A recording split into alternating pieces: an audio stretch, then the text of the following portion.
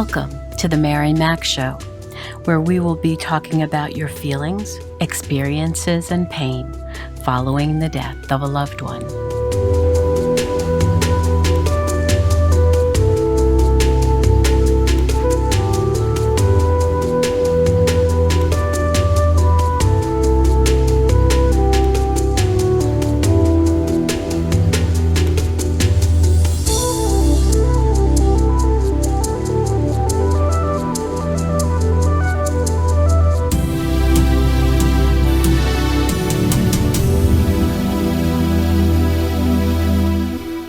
Good morning, good afternoon, good evening. Wherever you find yourself in this entire world, I welcome you. So how are you, my friend, my warrior? I certainly hope this day finds you well. The one thing that most of us will endure, unless of course we ourselves die first, will be the death of a parent or parents. Now, whether we were an infant, child, teen, young adult, or older adult, losing a parent is a rite of passage. It is something that can happen at any point in our life, yet it is not something that we are prepared for. If our parents' death was very sudden, regardless of how old we were when they died, it will come as a severe shock to us.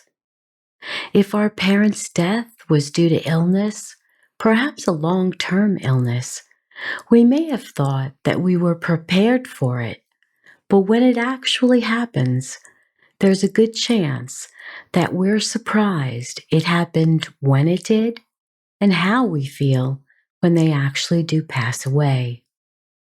If their death comes when we were young, we will deal with it in a completely different manner than if it came when we were in our 40s, 50s, 60s, or even beyond.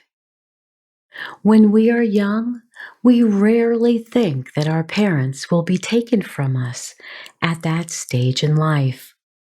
But many children, teens, and young adults lose their parents early in life, and it is extremely difficult to go through that grieving process. It's one that shapes our entire life. When we lose our parent or parents, when we are a full adult with a career and are financially independent, it is a different type of mourning process.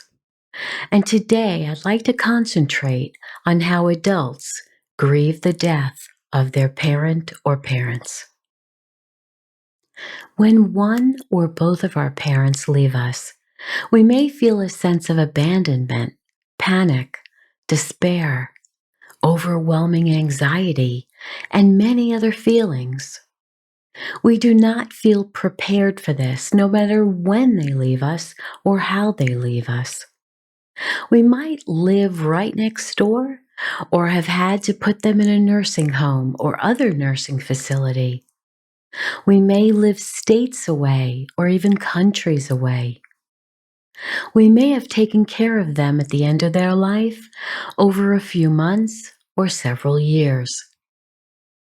We might have been deeply involved in their care at the end of their life, and now that they have died, we feel an emptiness because a part of us no longer has that purpose.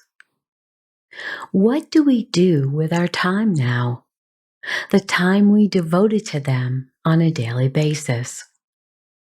Some of us may have thought that this was a great burden when it was occurring, because it took so much time away from our own hobbies and activities, as well as our personal family time with our wife or husband, our own children, and their desire to have more of our time.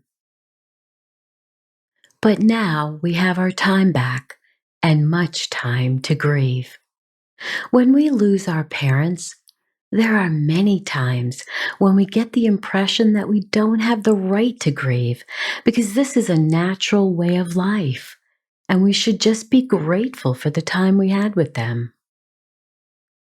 But we have every right to grieve the death of our parent or parents because they were the pillar of our family.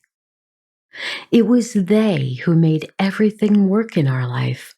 They fed us and bathed us and clothed us and made sure we went to school and learned what needed to be learned. They taught us the life lessons that made us the people we are today. But many people in society tend to make this loss less than it is. And I want you to know that you have every right to feel all the feelings that you feel when your parents die, regardless of how old you are when they passed on.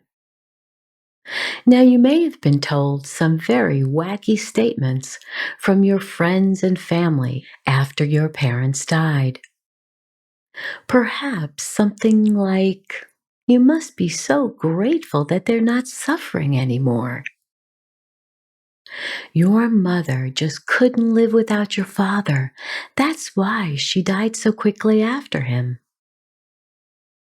"At least the two of them are together now." "Your mom and dad had a great life, a full life." And somehow these statements are supposed to make you feel better, but they don't. Instead, your pain is exceptionally real, and it can be devastating. Your sorrow can be deep and debilitating. And how you grieve also depends on the relationship you had with your parent or parents. It may have been exceptionally good, and it may have been exceptionally poor. Only you know the relationship you had and how it affected you over your lifetime. Now, we're not here to sugarcoat the fact that you might have had a terrible relationship with one or both of your parents. There may be feelings of guilt for what you did or didn't do to help them during their lifetime or at the end of their life. There may be anger at what they did and didn't do to help you during your lifetime. There may be regrets that you have about how you handled various aspects of your own relationship over time. But the truth is that at this stage, none of that matters anymore because there's nothing that you can do to redo, refix, revisit those moments. Instead, you need to learn how to forgive yourself. Yes, forgive yourself. You did the best you could at the time, and you made decisions based on all the responsibilities that you were dealing with in your own life at that time.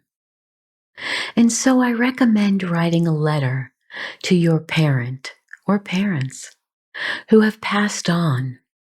Write everything in that letter that you need to say about what happened in the past and ask for their forgiveness for those things you were not able to do for them. And additionally, tell them that you forgive them for the things that they did not follow through with concerning you during your upbringing. Take those letters and bring them to the cemetery and bury them underneath the grass. If they were cremated and their ashes were scattered somewhere, then take those letters, tear them up in tiny pieces, and scatter them also. Maybe in the same location that your parents' ashes were scattered. And if neither one of those is possible, then simply burn the letters. No one needs to read them except you. And also remember that it's perfectly okay to speak to their photos. And yes, out loud. Tell them all about your day. Include them in your celebrations and even tell them about your struggles, just like you did when they were alive. One of the most difficult parts of grieving is missing their presence in your life. to just pick up the phone and call them, or drop by their house to share a cup of tea or a drink. It is also important to be heard.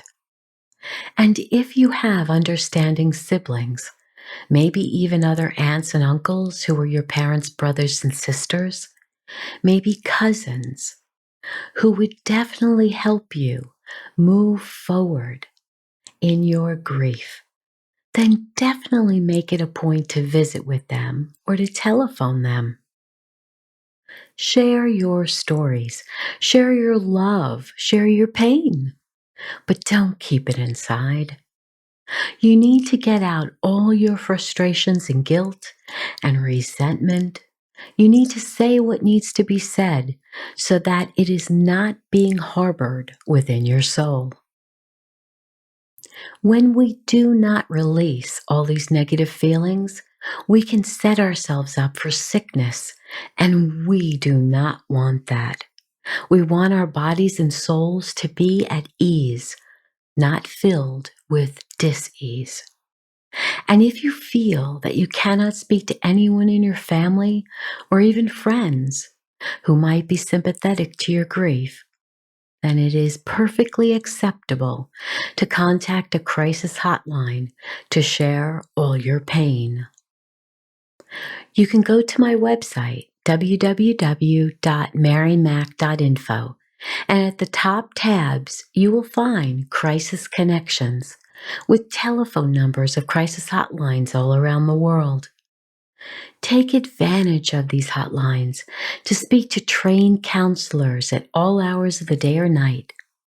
Some even have text hotlines as well.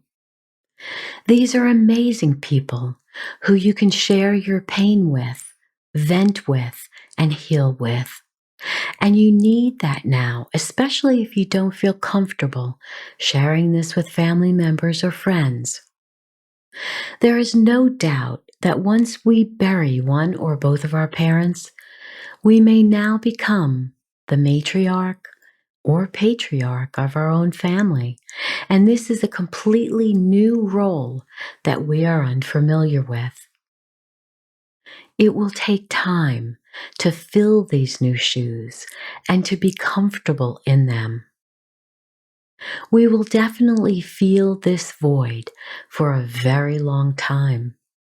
But if we choose to celebrate their life instead of looking at what we have lost, we will come from a place of gratitude for all they gave us, all they taught us, all they wished for us, and for all the times that they encouraged us along the way. Bless all the love and devotion they gave us. Bless their memory, and bless us as we move forward into a new life now. So now it's time to get up and dance, dance, dance. And I know you might think this sounds really silly, but just do it for me anyway, okay?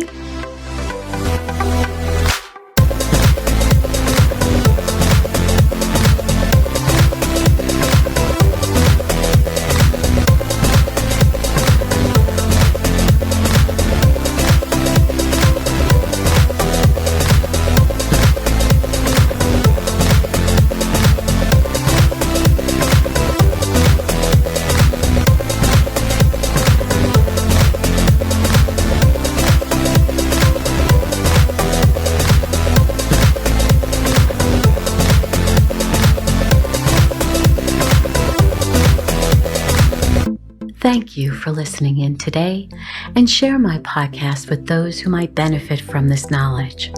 Remember to write 5 things in your journal each night that you are grateful for. Please subscribe to my podcast and rate and review it at www.themarymacshow.com, and sign up for my private email list there so we can stay in touch. And as always, remember to be happy because you deserve to. I'll speak with you again soon.